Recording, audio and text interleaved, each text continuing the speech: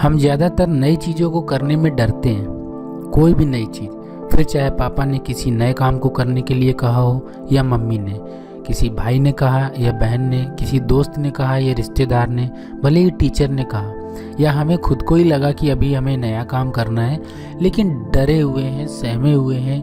वो नए काम कैसे होंगे, क्या करना पड़ेगा, कहीं फेल तो नहीं हो जाएंगे। बहुत सारी चीज़ें मन में आती हैं। चलो हम समझते हैं, अगर इस चीज़ को समझ गए हम, तो हम अब डरेंगे नहीं किसी भी नए काम को करने के लिए। आपने कभी साइकिल चलाई? आपने कभी बाइक चलाई? चलो नहीं चलाई, आप याद करो, आपने किसी बच्चे को देखा जो बड़ा नन्हा मुन्ना सा है, क्या वो अचानक से दौड़ने लगा? नहीं। एक स्टेज सबके सामने थी। हम जब छोटे थे तो पहले घुटने से चलते थे, रेंगते थे, और धीरे धीरे आज हम उस स्थिति में हैं कि अगर कोई भागने के लिए बोलेगा तो शायद 10 किलोमीटर की स्पीड में तो हम भाग ही लेंगे, राइट। साइकिल चलाना आप डायरेक्ट तो नहीं सीखे, पहले गिरे होंगे, चोट लगी होगी, एक बार नहीं, 2 बार नहीं, 3 बार, 4 बार, 5 बार, कई बार, लेकिन आज तो साइकिल चलती है ना। आज तो साइकिल इस लहजे में चलती है कि दोनों हाथ से हैंडल छूट जाते हैं बिना डर के। ऐसा तो नहीं हुआ था। याद करो, जब हमने साइकिल चलाना सीखा था तो बहुत ध्यान से चलाता था, कहीं गिर ना जाए, हैंडल को बहुत कस के पकड़ते थे। अरे आज क्या हुआ, आज तो हैंडल छोड़ के साइकिल चला रहे हैं और डर भी नहीं लग रहा है। चाहे आपने बाइक चलाई हो, चाहे कार चलाई हो। चलो एक एग्जांपल और लेते हैं। आपके घर पे एंड्रॉयड मोबाइल आया, एप्पल का आया, स्क्रीन टच वाला, पहले तो कीपैड वाले होते थे।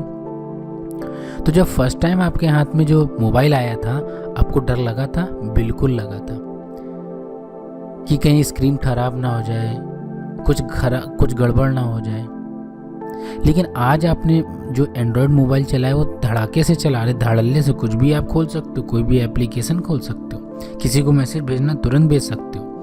एक टाइम तो आपको डर लगता था ना चलाने में। दोस्तों, यहीं छुपा है हमारी सफलता का राज, हमारी कॉन्फिडेंस का राज। यही है हमारा कॉन्फिडेंस। देखते हैं कहाँ पर कॉन्फिडेंस है। गीता में भी कहा गया है, और जितने भी सफल लोग हुए हैं, जिनको आज डर नहीं लगता है किसी भी नए काम को करने में, सब ने यही कहा है कि हर चीज़ का एक विज्ञान होता है। किसी भी चीज़ का एक विज्ञान होता है। जैसे आप जब एंड्रॉयड मोबाइल लेके आए थे तो एंड्रॉयड मोबाइल चलाने का एक साइंस था कि वो कैसे ऑपरेट होगा, कैसे चलेगा। जब आपको वो साइंस, वो विज्ञान नहीं पता था कि कैसे चलेगा, तब तक तो आप डरते थे।